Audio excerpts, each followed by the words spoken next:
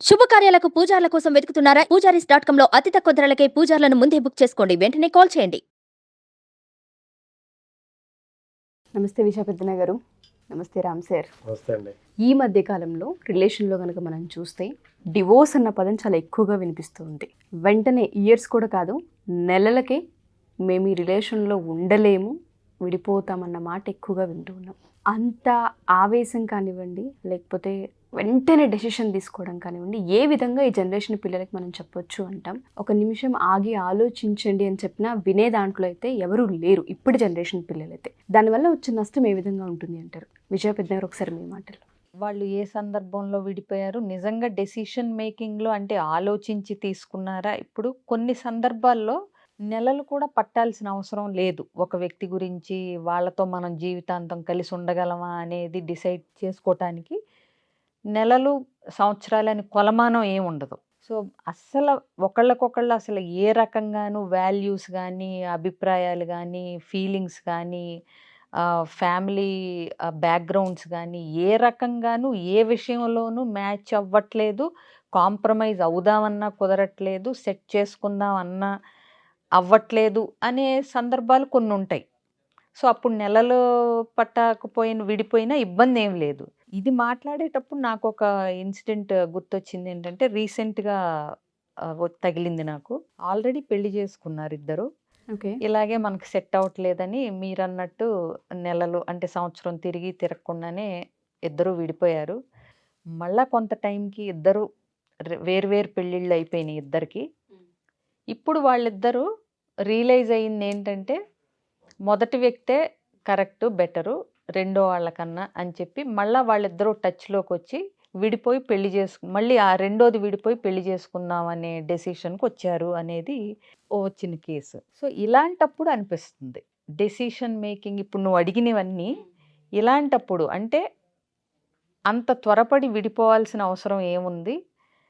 Plus రెండో వాళ్ళని try చేశాక కానీ మొదటి వాళ్ళ వాల్యూ తెలవట్లేదా అనేది ఒక కోణం. అలాగే ఇప్పుడు మళ్ళీ 2 ఏళ్లకి ఇది కరెక్ట్ కాదు అని అనుకోరని గ్యారంటీ ఏంటి అనే ఒక క్వశ్చన్ మార్క్ కూడా వస్తుంది. సో ఇలాంటివన్నీ ఎక్కడ తేడా జరుగుతుంది అసలు? అంటే పెళ్ళి అనే కాన్సెప్ట్ మీద అసలు అభిప్రాయం ఏంటి ఈ జనరేషన్కి? అసలు పెళ్ళి ఎందుకు చేసుకుంటున్నారు? What is the purpose of you getting married అనే ఒక క్లారిటీ ఉంటే సగం ప్రాబ్లమ్స్ సాల్వ్ అవుతాయి. సో ఆ క్లారిటీ, అసలు నువ్వు పెళ్ళి ఎందుకు చేసుకుంటున్నావు అని అడగాలి ఫస్ట్ మనం పెళ్లి చేసుకునే వాళ్ళని. ఆ క్వశ్చన్ వేయాలి మనం. ఆ రీజన్ కూడా చెప్పరు. ఏమంటారంటే పేరెంట్స్ ప్రెషర్ ఉంది, సొసైటీ ప్రెషర్ ఉందనే మాట్లాడుతూ ఉంటారు. మీరు చెప్పిన ఆ కేసులు కనుక వింటే నాకు నిజంగా ఆశ్చర్యంగానే ఉంది. అక్కడ డెసిషన్ అనేది ఎక్కడో సరిగా తీసుకోకపోవడం వల్ల జరిగిన తప్పేమో అనిపిస్తుంది. బట్ అన్ని కేసెస్లో జరగకపోయినా కొన్ని సందర్భాల్లో తొందరపాటు చర్యల వల్ల జరుగుతూ ఉంటాయి సార్. మేడం చెప్పిన కేసుని మనం తీసుకుంటే ఇవాల్టి జనరేషన్ పిల్లల్ని ఏ విధంగా గైడ్ చేయొచ్చు అంటారు? పెళ్ళి పట్ల, ఆ బంధం పట్ల ఉన్న, రిలేషన్ పట్ల ఉన్న వాటిని ఏ విధంగా మనం తెలియజేయచ్చు అంటాం? మీరు ఇవాళ జనరేషన్ అన్నారు కాబట్టి నాకు ఏం గుర్తొస్తుందంటే, పిల్లలందరూ ఉన్నట్టుండి ఇంట్లో బయట ఆర్డర్ ఇద్దాం, ఆన్లైన్ ఆర్డర్ పిజ్జా బర్గర్లు తిందాం అని అంటారు.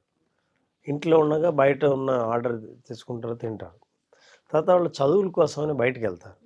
అసలు ఇంట్లో ఫుడ్ వద్దనుకున్న వాళ్ళకి మంచి అవకాశం బయటికి వెళ్ళి హాస్టల్లో తినడం, బయట తినడం, స్ట్రీట్ ఫుడ్ తినడం.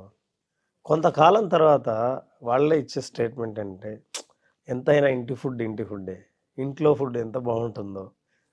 అంటే ఇంట్లో ఫుడ్ తిన్నంత కాలం ఇంటి ఫుడ్ విలువ తెలియలేదు, బయటకు వచ్చిన తర్వాత బయట తిన్న తర్వాత వెంటనే ఇంటి ఫుడ్డే అంటుంటారు. అయితే 2-3 విషయాలు మనం దీంట్లో చర్చించాలి. ఇందాక విజయ గారు కేసు చెప్పారు.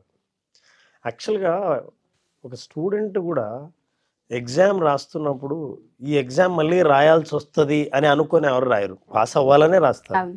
పెళ్లి చేసుకునేటప్పుడు ఎవరైనా మళ్ళీ రెండో పెళ్లి చేసుకోవాల్సి వస్తుంది అని పెళ్లి చేసుకోరు. ఇదే ఆఖరి పెళ్ళని ఎవరైనా అనుకుంటారు. పరిస్థితుల ప్రభావం ఒకే పెళ్ళే అని అనుకుంటారు. అంటే అనుకుని నువ్వు ఆ నిర్ణయం తీసుకున్న తర్వాత ఇక రెండో పెళ్ళికి అవకాశం ఉంది అని ఎప్పుడు తెలుస్తుందో, నీకు రెండో పెళ్ళి అవకాశాల కోసమే చూస్తున్నప్పుడు మొదటి పెళ్ళిలో ఉన్న గొప్ప విషయాలను చూసే అవకాశం లేదు. అయితే ఇప్పటి యూత్ తెలుసుకోవాల్సిన అవసరం ఏంటంటే, there is no perfect human being. అన్నీ ఉన్న ఒక పర్ఫెక్ట్ మనిషి అంటూ లేరు.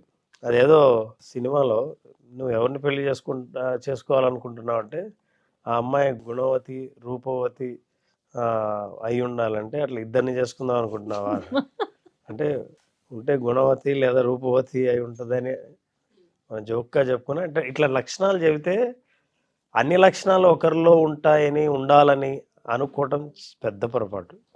మనిషి package of bad and good, positive and negative. So ఇవి ఎప్పుడైతే మనం అర్థం చేసుకుంటామో జీవితంలో ఒకేసారి చేసే డెసిషన్, మీరు ఏదైనా కొనాలనుకుంటే ఈసారి ఇది వెనక్కి ఇచ్చే పరిస్థితి రాకూడదనే మనం కొంటామే. అవును. మరి జీవితంలో ఒకేసారి తీసుకునే డెసిషన్కి జాగ్రత్తగా ఎందుకు తీసుకోరు? సరే అన్ని జాగ్రత్తలు తీసుకున్నాక సరే ఈ విషయం అర్థం కాకపోతే మనం ఉన్న దాంట్లో పర్ఫెక్షన్ వెతకాలి తప్ప పర్ఫెక్షన్ కోసం వెతకడానికి వెళ్ళకూడదు. ఇవి తెలుసుకోవాల్సింది. మూడవది ఏంటంటే ప్రీ మ్యారిటల్ కౌన్సిలింగ్ చాలామంది తీసుకోవట్లేదు. చాలా మందికి వాటిపైన అవగాహన కూడా రావట్లేదు. అసలు మ్యారేజ్ చేసుకునే ముందు, ఇప్పుడు ఎలాగూ మ్యారేజ్కి ముందు ఇద్దరు కలుస్తున్నారు, ప్రీ వెడ్డింగ్ షూటింగ్ చేస్తున్నారు తప్ప ప్రీ మ్యారిటల్ కౌన్సిలింగ్ అనేది వాళ్ళకు తెలియట్లేదు. దీని ఎంత ఉత్సాహంగా వెడ్డింగ్ షూటింగ్కి, ప్రీ వెడ్డింగ్ షూట్కి ఎంత ఉత్సాహంగా వెళ్తున్నారో అట్లా గనక ఒక్కసారి ప్రీ మ్యారిటల్ కౌన్సిలింగ్కి వెళ్తే వాళ్ళకు రాబోయే సమస్యలు ఎలా ఉంటాయి, ఈ సమస్య ఎలా కనిపిస్తుంది, ఎలా అనిపిస్తుంది, ఈ సమస్యను ఎలా పరిష్కరించవచ్చు, నిజంగా మీ ఇద్దరు జీవితాంతం కలిసి ఉండాలని కోరుకుంటుంటే మీకు ఎదురు అవ్వబోయే ఇబ్బందులు ఎలా ఉంటాయో ముందే ప్రీ మ్యారిటల్ కౌన్సిలింగ్లో చెబుతారు. ఆలోచన విధానం ఎలా ఉండాలి, ఇతరులకు ఎట్లా సహకరించాలి, మీరు అనుకుంటున్న సుఖవంతమైన జీవితాన్ని మీరు ఎలా సృష్టించుకోవాలి అనే విషయాలన్నీ తెలుసుకోవచ్చు. ఇవన్నీ అయిపోయిన తర్వాత, చేతులు కాలిన తర్వాత, ఇది అలా కాదు, నేను ఇలా అనుకున్నాను, అలా అనుకున్నాను అని ఇప్పుడు కౌన్సిలింగ్కి వెళ్దాం, అది కూడా మంచిదే. ఒకవేళ ఇద్దరి మధ్య సరైన అవగాహన లేనప్పుడు వాళ్ళు ఏదైనా కౌన్సిలింగ్కి వెళ్ళాలనుకోవడం కూడా మంచిదే. ఇక విడాకులు తీసుకోవాలనుకున్న నిర్ణయం ఉందే, అది ఎలా ఉంటుందంటే మీరు ఎగ్జామ్ రాయకముందే నేను ఫెయిల్ అవుతానని ముందే ఊహించినట్టు ఉంటుంది. సో ఇందాక కూడా ఆ ఉదాహరణ చాలా సరదాగా ఉంది.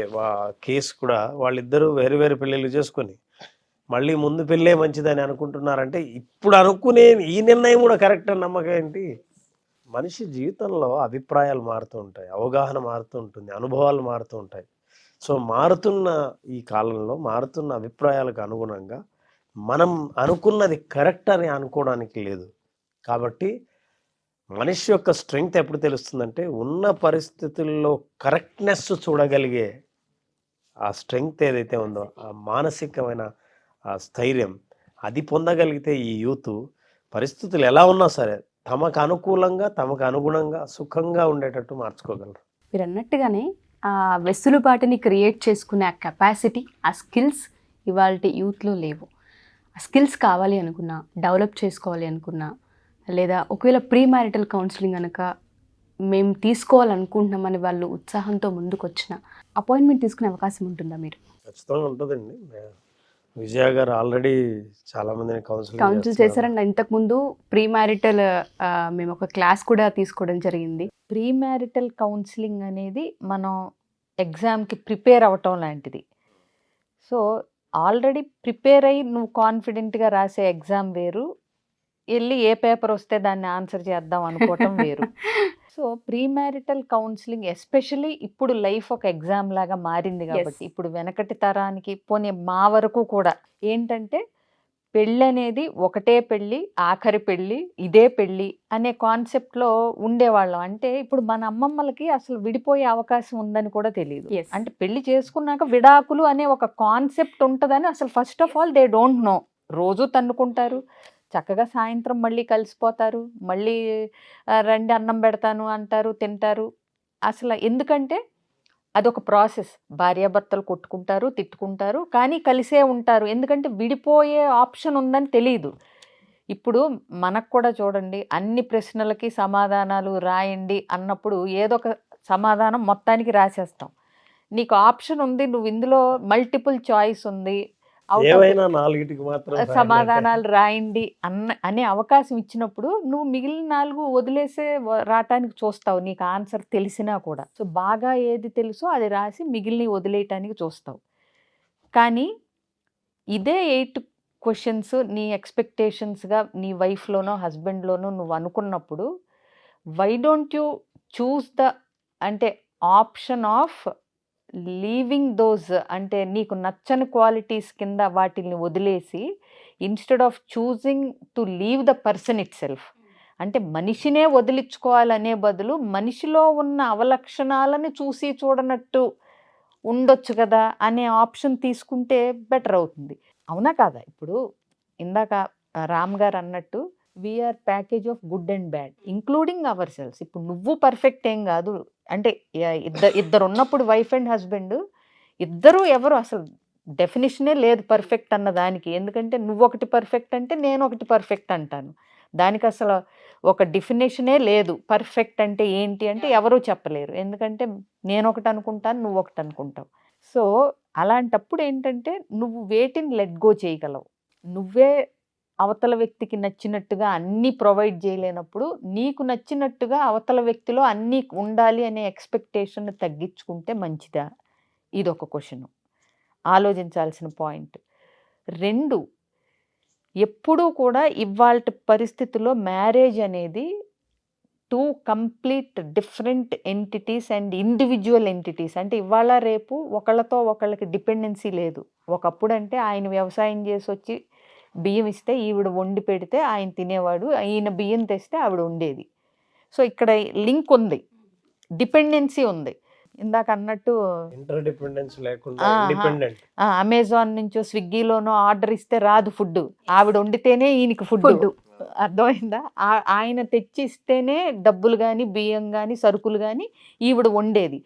ఖచ్చితంగా మాట్లాడకపోతే జరగని పరిస్థితులు, తినాలని లేకపోయినా ఆవిడ పెడితేనే ఈయన ఆకలి తీరుతుంది. అలాంటిది ఉన్నప్పుడు ఏమవుతుందంటే ఈగోస్ కూడా కాస్త పక్కకి వెళ్ళిపోతాయి.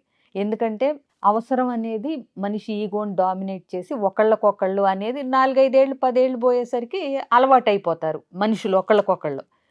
సో అప్పుడు అసలు ఈ ప్రాబ్లమే ఉండేది కాదు. ఇప్పుడు ఏంటంటే అమ్మాయికి సంపాదన ఉంది, అబ్బాయికి సంపాదన ఉంది. అబ్బాయికి ఫుడ్ వండుకోవటం వచ్చు, అమ్మాయికి వచ్చు. అబ్బాయికి ఆర్డర్ చేసుకోవటం వచ్చు, అమ్మాయికి నచ్చినవి ఆర్డర్ చేసుకోవటం. అమ్మాయి ఎవరి మీద ఎవరు డిపెండ్ అవ్వాల్సిన పని లేదు. సో ఇప్పుడు పెళ్ళి ఎందుకు మరి? పెళ్ళి అనే దాని డెఫినేషన్స్ ఇప్పుడు మారినాయి. సో ఇద్దరు ఇండిపెండెంట్ ఇండివిజువల్ నో డిపెండెంట్ వ్యక్తులు కలిసి చేసే ప్రయాణాన్ని ఇప్పుడు మనం పెళ్ళి అంటున్నాం. అయితే ఇందులో ఇంకో కోణం ఉందండి. అంటే ఇప్పుడు వింటున్న వాళ్ళు ఎవరైనా సరే యూత్ అయినప్పుడు వీళ్ళేదో సాంప్రదాయవాదులు, పాతకాలం అసలు విడాకులు లేకుండా అంటున్నారని. అంటే కొన్ని కండిషన్స్లో మీరు విడాకుల దాకా వెళ్ళొచ్చు అని చట్టం కల్పించింది. అయితే మీరు ఎప్పుడు ఆలోచించాలి అని అంటే మీ పెద్దలందరూ, మీ సలహా ఇచ్చే వాళ్ళందరూ ప్లస్ చట్టము అన్నీ మీ విడాకులు సమంజసమే అని తేల్చి చెప్తే కరెక్ట్. మనిషికి ఛాయిస్ ఉంది, మీరు జీవితాంతం అనుభవించాల్సిన అవసరం లేదు. ఇంకా కొన్ని కేసుల్లో ఇద్దరి ఒప్పందం మీద ఇద్దరు సమన్వయంతో మ్యూచువల్గానే విడాకులు తీసుకుందామని పబ్లిక్ అందరికి చెప్పి ఆనందంగా విడిపోయిన సందర్భాలు ఉన్నాయి. సో ఇట్లాంటివి మీరు కనుక సృష్టించగలిగితే, ఒకవేళ ఇద్దరికీ కలిసి బ్రతకలేమని మీరు నిర్ణయించుకోగలిగితే, అందరి పెద్దలు ఆమోదం పొందితే, చట్టం కూడా మీకు సహకరిస్తే ఇన్ని సందర్భాల్లో ఖచ్చితంగా విడాకులు తీసుకోవచ్చు. మేము ఎవరిని తీసుకోవట్లేదని చెప్పట్లేదు. కానీ ఇందాక చెప్పినట్టు ప్రతి సందర్భానికి అసలు మీరు నిర్ణయం తీసుకొని విడాకులు తీసుకొని పెళ్లి చేసుకొని మళ్ళీ కలిసి ఉందామని అనుకున్నారే, ఇట్లాంటి డెసిషన్స్ ఇంకా ఎన్ని తీసుకోవాల్సి వస్తుందో. కాబట్టి యూత్ ఆలోచించాల్సిందంటే ఇట్లాంటి లైఫ్ టైం వన్ డెసిషన్ ఏదైనా తీసుకుంటుంటే చాలా జాగ్రత్తగా ఆలోచించి ఇక మళ్ళీ రెండోసారి ఈ విషయం మీద ఆలోచించకుండా ఉండే డెసిషన్ తీసుకుంటే, అలా తీసుకున్నప్పుడు ఏమవుతుందంటే సమస్యలు రావని కాదు, వచ్చినప్పుడు మన మొదటి డెసిషన్ని కరెక్ట్ చేయాలంటే మనం ఎలా బిహేవ్ చేయాలో నేర్చుకుంటాం. Wonderful sir. Thank you Ram sir. Thank you Vijaya ma'am.